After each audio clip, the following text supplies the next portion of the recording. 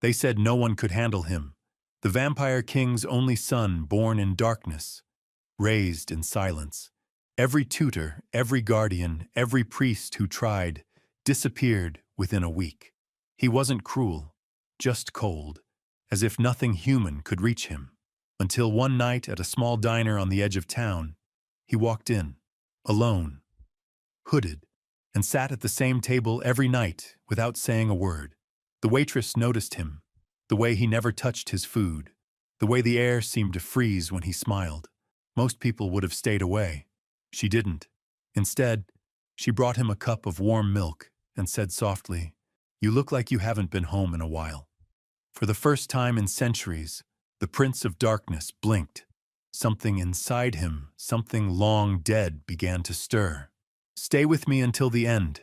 Because what she did next didn't just change him, it changed everything his father built in blood. Before we begin, don't forget to like this video, hit subscribe, and comment where you're watching from. Now, let's get into it. The Moonlight Diner sat, let's get into it, on Highway 12 like a forgotten promise. Red vinyl booths cracked from decades of use. Coffee that tasted like burnt hope. The kind of place truckers stopped at 3 in the morning when nowhere else would take them. Maya Rodriguez had worked the graveyard shift for 2 years. She knew every regular by their order. Coffee black for Jerry the trucker. Pie and decaf for Mrs. Henderson, who couldn't sleep since her husband died. Scrambled eggs and toast for the college kids stumbling home from parties. But she'd never seen him before that Tuesday night in October. He walked through the door at exactly midnight. Tall, maybe 6'2", wearing a black hoodie that shadowed his face completely. His movements were too smooth, too quiet, like he was floating instead of walking. The bell above the door didn't even ring.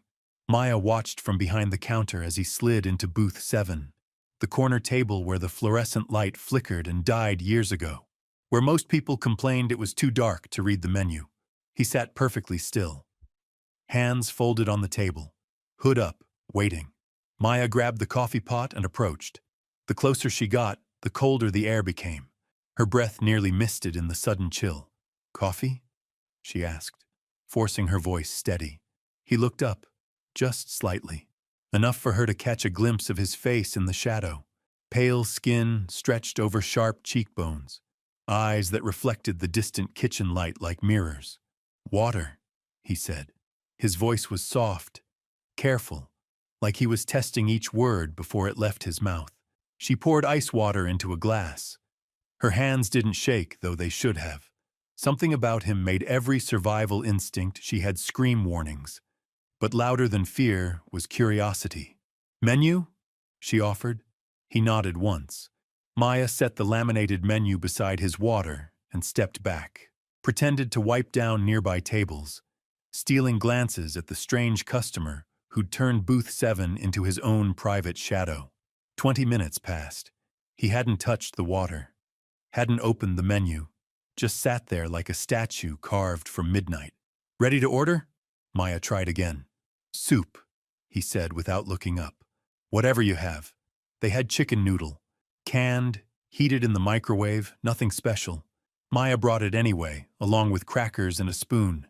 He stared at the bowl like it contained poison. Steam rose between them, the only warm thing at the table. "First time here?" Maya asked.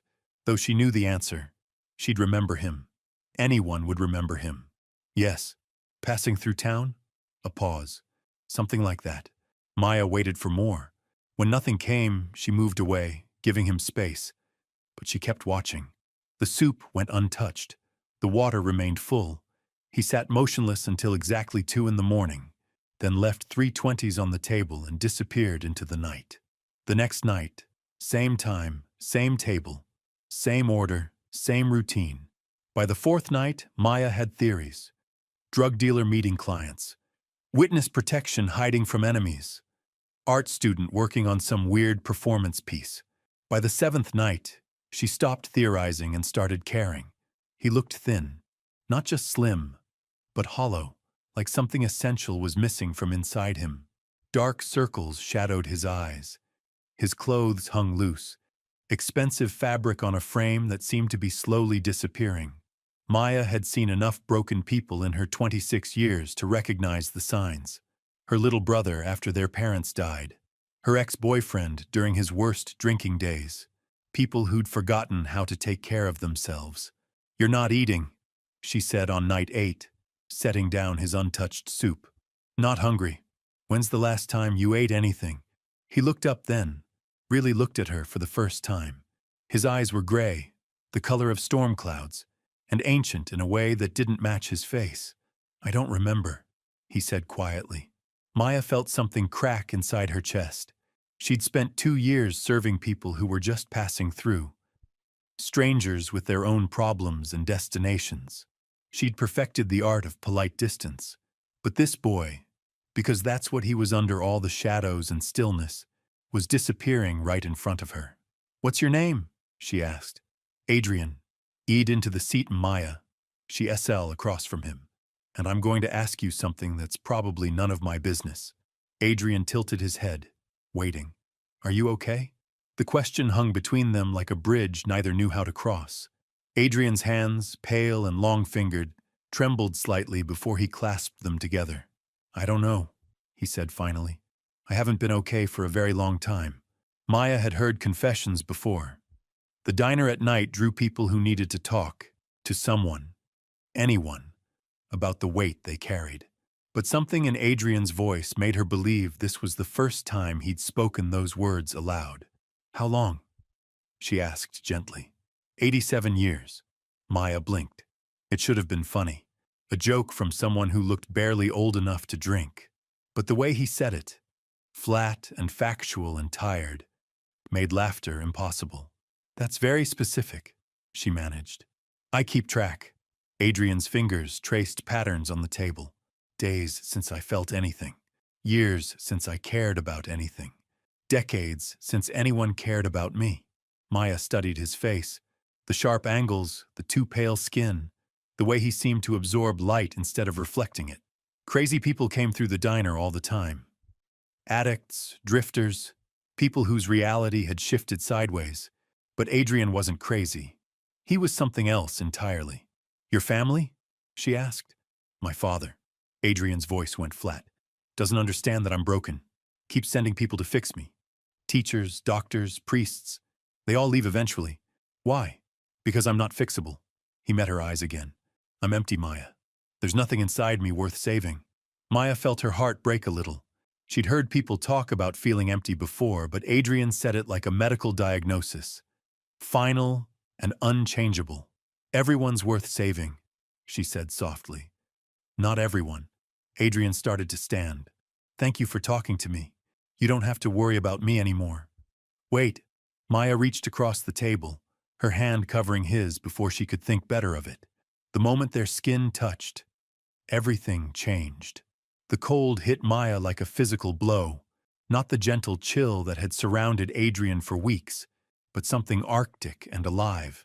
Her breath misted instantly.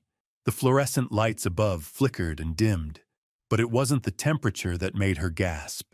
It was what she saw in Adrian's eyes. For just a moment, they weren't gray anymore. They were silver, bright as moonlight, ancient as starfall, and behind them, something vast and hungry stirred. Adrian jerked his hand away like she'd burned him. The cold vanished. The lights steadied, but Maya's palm tingled where they'd touched, electric and warm. "I have to go," Adrian whispered, backing away from the table. "Adrian, wait!" But he was already moving toward the door with that impossible fluid grace. This time, Maya followed. "You can't just leave," she called, pushing through the diner's front door into the parking lot. Not after that. Adrian stopped beside a motorcycle she hadn't noticed before. Black as midnight, chrome gleaming under the streetlights. Expensive. The kind of bike that cost more than Maya made in a year. "You shouldn't have touched me," he said without turning around. "Why? What happened in there?" Adrian pulled off his hood. Maya's breath caught. His hair was black as his bike, falling across features that belonged in a museum. Classical. Perfect. Too perfect for any human face. "You felt it," he said. "Didn't you?" Maya couldn't lie. The moment their hands connected, something had passed between them. Electric, dangerous, like touching a live wire that somehow didn't hurt. "What are you?" she whispered. Adrian smiled then, the first real smile she'd seen from him in 2 weeks. It was beautiful and terrible and sharp enough to cut glass. "Something you should run from," he said. Maya stepped closer instead. "I don't run." "You should. My father built an empire on fear. I'm his heir, his weapon, his greatest disappointment." Adrian's voice carried centuries of exhaustion. "Everyone runs eventually." "I'm not everyone." Adrian studied her face in the streetlight. Maya felt exposed, like he could see straight through her skin to whatever made her tick. "No," he said quietly. "You're not." He swung his leg over the motorcycle. The engine roared to life, deeper than any normal bike, like thunder trapped in metal. "Will you come back tomorrow?" Maya asked. Adrian paused, one hand on the throttle. "Do you want me to?" Maya thought about the smart answer, the safe answer, the answer that would keep her world small and predictable. "Yes," she said instead. Adrian's smile softened, almost human. "Then I will." He rode into the darkness, taillights disappearing around the bend. Maya stood in the empty parking lot, her hands still tingling from their touch, wondering what she'd just gotten herself into. The next morning, Maya's manager found her asleep in booth 7. She'd meant to go home after her shift, but something kept her there. The lingering cold, the memory of silver eyes, the certainty that everything had changed. "Long night?" Danny asked, sliding a cup of coffee across the table. Maya wrapped her hands around the mug, grateful for the warmth. "You could say that. That guy in the corner booth? The one who never eats?" "Adrian." "Right. Weird name." Danny wiped down the table with practiced efficiency. "He's been coming in for what, 2 weeks now? Never seen him before that." 3 weeks tomorrow," Maya corrected. Danny raised an eyebrow. "You keeping track?" Maya didn't answer. She couldn't explain that she'd started marking Adrian's visits on her calendar. Couldn't admit that she'd been researching cold spots and unexplained phenomena online during her breaks. "Just be careful," Danny said, his voice gentler. "I've seen enough people come through here to know when someone's carrying darkness." "That boy? He's carrying more than most." Maya nodded, but she didn't promise to be careful. Careful was overrated. Careful was what kept people safe and small and unchanged. That night, Adrian arrived at exactly midnight. Same routine, same table, same order. But when Maya brought his soup, she also brought something else. A thermos of hot chocolate. Real chocolate, not the powdered mix they served customers. Made with milk and cream and a touch of cinnamon. Her grandmother's recipe. "What's this?" Adrian asked. "Something warm," Maya said, sitting across from him. "You look like you could use it." Adrian stared at the thermos like it contained holy water. "I don't drink hot chocolate." "When's the last time you tried?" 1847. Maya blinked. There he went again with the impossible dates. But she was starting to believe them. "That's a long time to go without chocolate," she said. "I don't taste things the way you do." Adrian's fingers drummed against the table. "Food is just texture. Warmth is just temperature. I exist, but I don't experience." Maya unscrewed the thermos cap, releasing the rich scent of chocolate and spice. "Try it anyway." "Maya, one sip. What's the worst that could happen?" Adrian laughed, short and bitter. "You don't want to know." But he reached for the cup anyway. His pale fingers wrapped around the ceramic, and Maya watched his face as he brought it to his lips. The change was immediate. His eyes widened, his breath caught. For a moment, he looked exactly like what he was underneath all the shadows and centuries. A young man tasting chocolate for the first time. "I can taste it," he whispered. Wonder crept into his voice. "I can actually taste it. Is that unusual?" "I haven't tasted anything in 87 years. Adrian took another sip, then another. "How is this possible?" Maya watched him drink her grandmother's hot chocolate like it was liquid gold. Whatever Adrian was, wherever he'd come from, this was the most human she'd ever seen him. "Maybe you're not as broken as you think," she said softly. Adrian set down the empty cup and looked at her. Really looked at her, like he was seeing her for the first time. What are you doing to me? He asked. Caring about you, Maya said simply. Adrian went very still. That's dangerous. Why? Because, Adrian's voice dropped to a whisper, the last person who cared about me disappeared. My father made sure of it. Maya felt ice in her veins. What do you mean? He doesn't like distractions, complications, people who make me feel human. Adrian's eyes flashed silver again. He's been watching us, Maya. Every conversation, every moment. He knows about you. Let him know. Maya's jaw set with stubborn determination. I'm not going anywhere.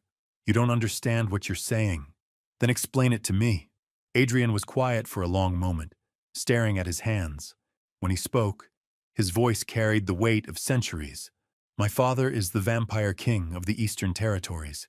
He rules through fear, power, and absolute control.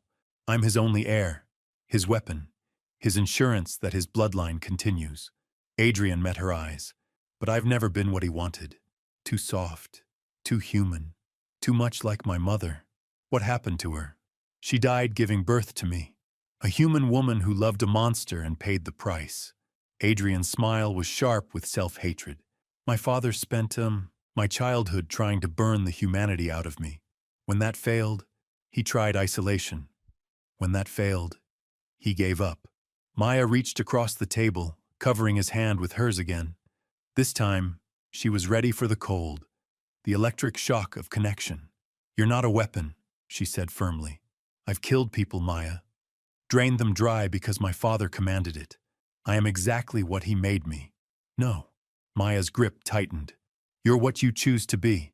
Right here, right now. That's all that matters. Adrian stared at their joined hands. He'll come for you. When he realizes you're changing me, making me feel things again, he'll see you as a threat. Then we'll deal with it together. Together. Adrian said the word like he was tasting it. I haven't had it together in a very long time.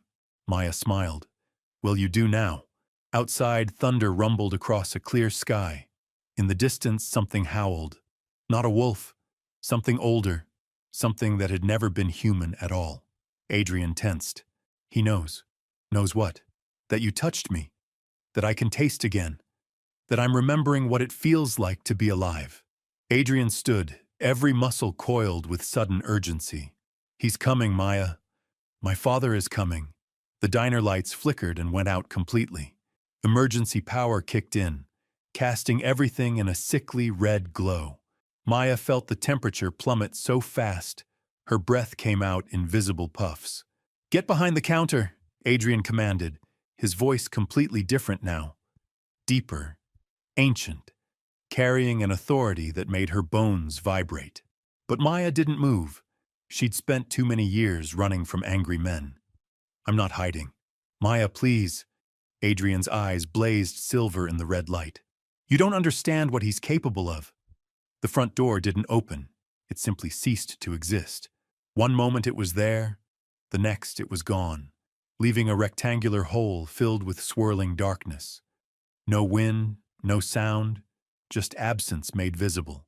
A figure stepped through that impossible doorway. He was tall, easily 7 feet, wearing a black suit that seemed to absorb the emergency lighting. His hair was silver white, pulled back severely, and his face could have been carved from marble by a sculptor who'd never seen mercy. But it was his presence that hit Maya like a physical blow. Power so absolute it made the air itself bow down. Adrian, his voice filled the diner without being loud. Come.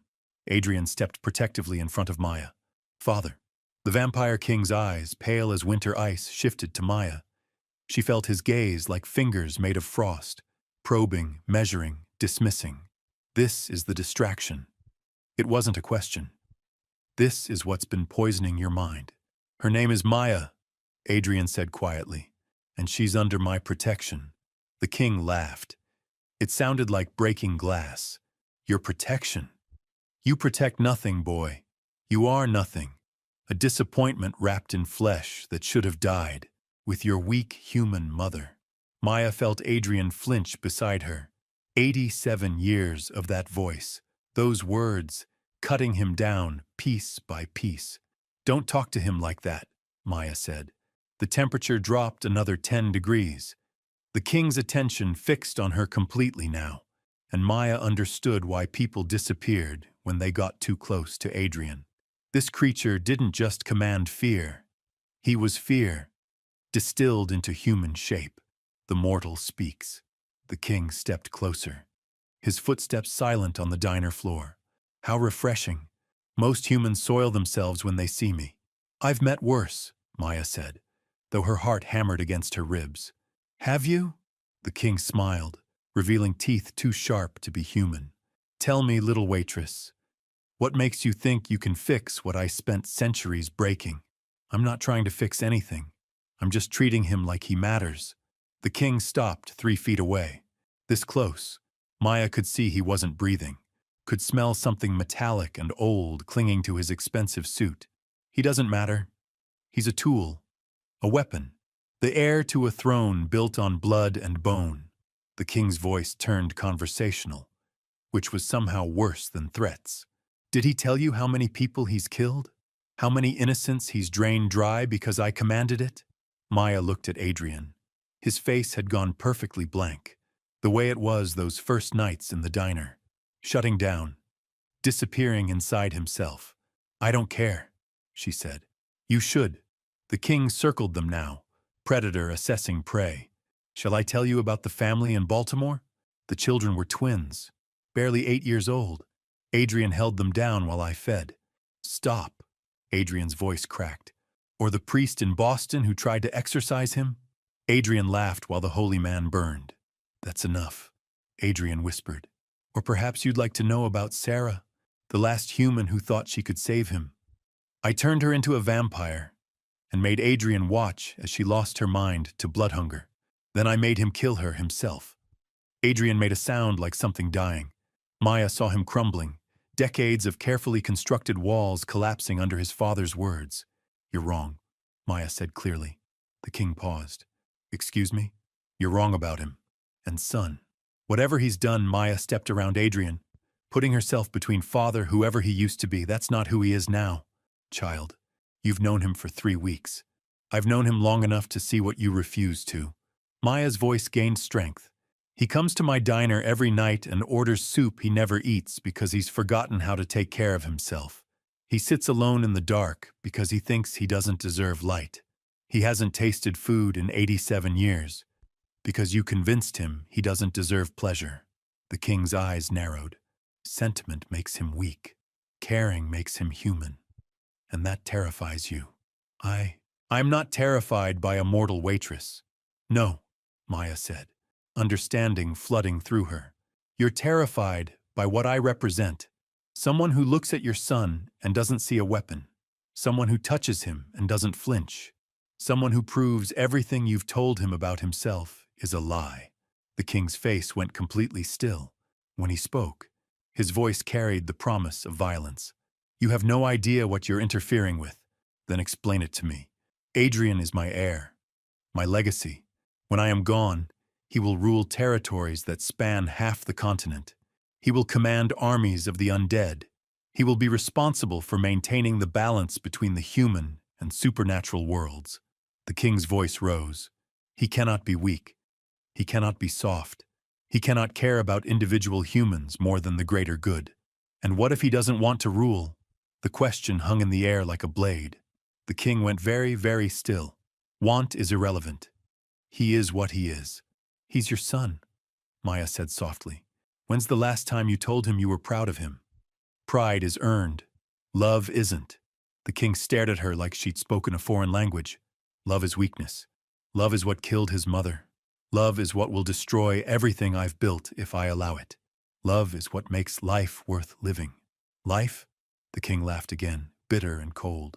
Child, we are not alive. We are preservation, continuation. We exist to maintain order in a world that would tear itself apart without our guidance. Maya looked at Adrian, who was watching their exchange with something like wonder in his silver eyes. Is that what you want? She asked him. To exist without living? I don't know what I want, Adrian said quietly. I haven't been allowed to want anything for so long. Then figure it out. Maya turned back to the king. Give him time to choose. There is no choice. There is only duty. There's always a choice. The king's patience finally snapped. He moved faster than Maya could track, his hand closing around her throat and lifting her off the ground. His grip was iron cold, and she could feel her air being cut off. Enough, he snarled. You will forget this place. Forget my son. Forget everything that happened here, or I will make your death last week's. Maya couldn't breathe, couldn't speak, but she could still see Adrian, and what she saw there gave her hope. His eyes were blazing silver white now, and shadows were gathering around him like living things. Let her go, Adrian said. No, father. Adrian's voice carried new weight, new power. Let her go. Now. You would threaten me? Over this mortal? I would do whatever necessary to protect her.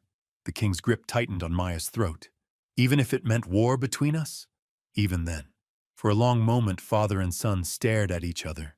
Maya felt consciousness starting to slip away, but she forced herself to stay present. This was the moment. Everything changed. The king released her. Maya dropped to the floor, gasping, her throat on fire. You disappoint me, the king said to Adrian. Good, Adrian replied. Your approval was never worth having. The king's face went completely blank. When he spoke again, his voice was barely above a whisper. You have 1 week to come to your senses.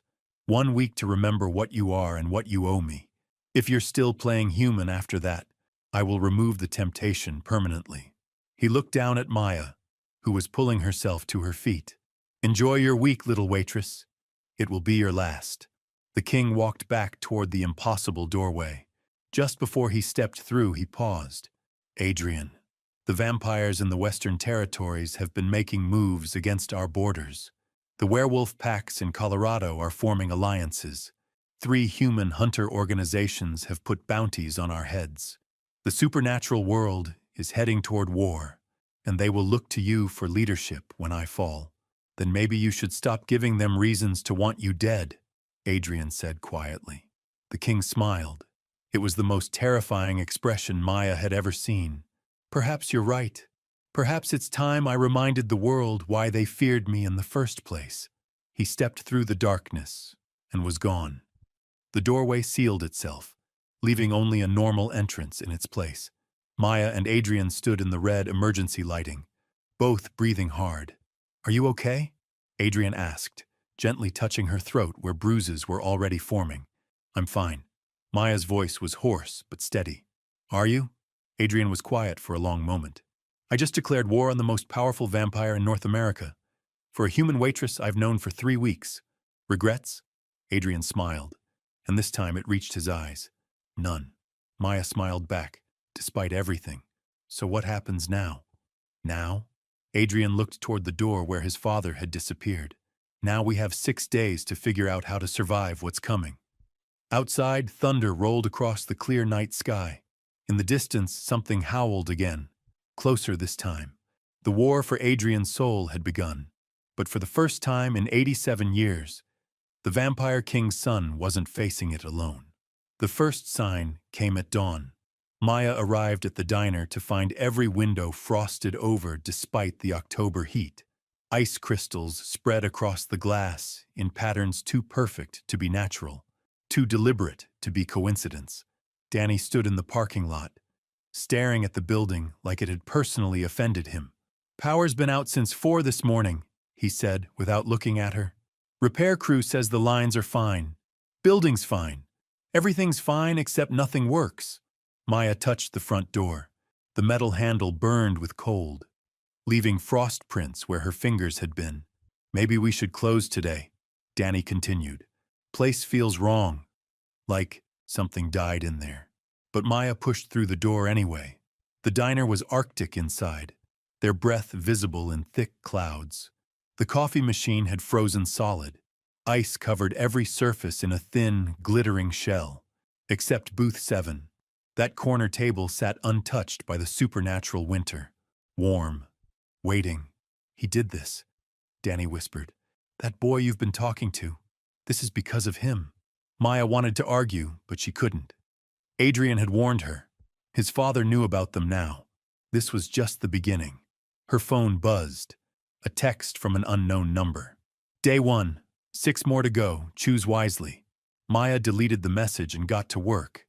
If the vampire king thought a little cold would scare her away, he'd clearly never met a waitress who'd worked double shifts in a broken air conditioner during summer heat waves. By noon, she had the diner functional again. Portable heaters from the hardware store. Extension cords running coffee makers off the shop next door. Hot soup warming on a camping stove in the back. When Adrian walked through the door at midnight, she was ready for him. "You came," he said, sliding into booth 7. The surprise in his voice broke her heart. "Did you think I wouldn't? I thought you'd be smart enough to run." Adrian looked around the diner, taking in the makeshift heating setup, the determination written in every improvised solution. "This is because of me." My father's warning. Maya poured hot chocolate from a thermos she'd brought from home. Real chocolate again, made with extra care. "Your father can freeze my building," she said, setting the cup in front of him. "He can't freeze my choice."